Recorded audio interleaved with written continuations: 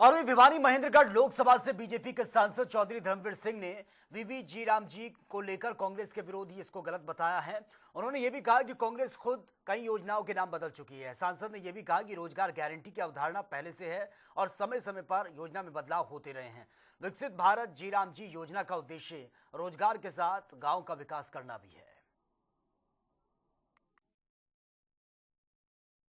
उनको हकीकत से पूछा जाए, ये रोजगार गारंटी है, यानी रोजगार जिसको नहीं मिलता उसको हमने रोजगार देना है कि रोजगार के साथ साथ कोई डेवलपमेंट भी कर लो यार जी, गांव का विकास भी हो जाए। इसलिए विकसित भारत का मतलब है विकसित गांव। उसमें कोई कम्युनिटी सेंटर बनाना है, स्कूल का कमरा बनाना है, सड़क बनानी है, तालाब बनाना है, उसका घाट बनाना है। पिछले दिनों बाढ़ आई, हमारे लिए दिक्कत आ गई दिशा की मीटिंग में। हमने कहा कि मनरेगा से काम करवा लो, बोला जी मनरेगा के अंदर ये शामिल नहीं है। अब जल संसाधन के सारे काम इसमें डाल दिए। विकसित भारत जी राम जी जिसका नाम रखा है। अब उसके लिए या तो उन्होंने, मुझे लगता है कोई राम तो ही बैर है। महात्मा गांधी भी तो मरते राम राम करा था यार जी। आप और हम सुबह सुबह मिलते राम राम नहीं करते, इसी क्या बुराई होगी राम में।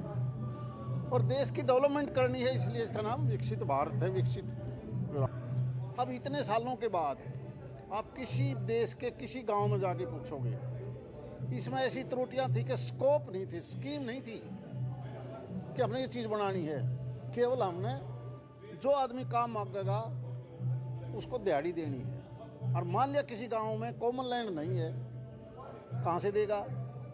सारी पंचायतों में दिक्कत आ गई, सारे अधिकारी रोने लग गए, सारी पंचायत कहने लगे हमने नरेगा से नहीं, हमने तो पैसा अलग दे दो।